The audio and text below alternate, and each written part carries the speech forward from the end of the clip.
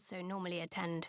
Technically, it has no leader and no legal standing, but this alliance of nations is incredibly powerful. Where will they meet? The main meetings for this year's gathering will take place Monday and Tuesday at Carlowry Castle, a privately owned Gothic manor house near Edinburgh Airport.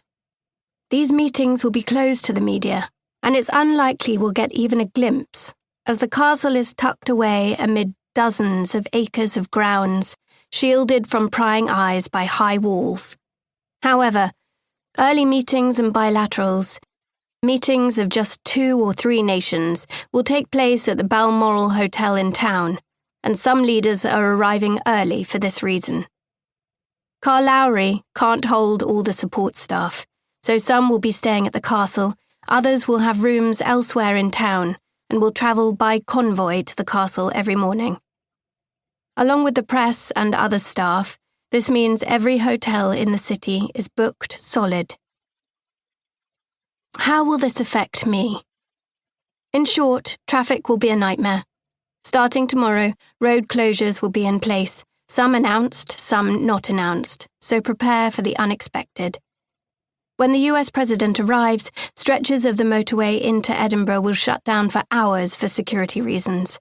The worst traffic will happen on Sunday, when the King and Queen are hosting a party for the leaders at Holyrood House. This will result in the closing of the Royal Mile and other major arteries within the city. Basically, if you can work from home, this is the week to do it. Expect chaos. Chapter 1. Monday.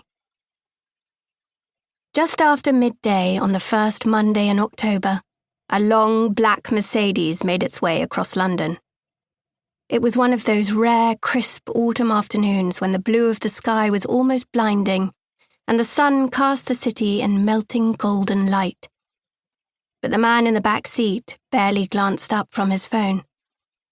The phone was Russian-made, secure, unhackable. At the wheel of a nondescript Ford, a short distance behind him, Emma Makepeace spoke into the microphone embedded in the lapel of her jacket. Unit 12. Target travelling east on Cromwell Road. I have eyes on. Copy that, 12. Adam's gravelly voice sounded clear through her earpiece. Adam Park was Emma's colleague, except his name wasn't really Adam and hers wasn't Emma.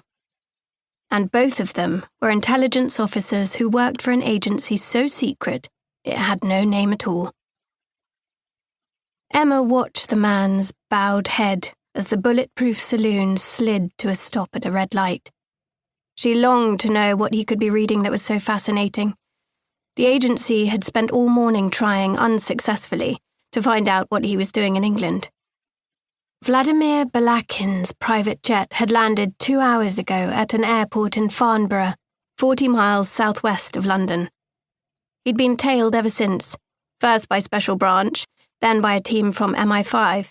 10 minutes ago, Emma and Adam had picked up the chase.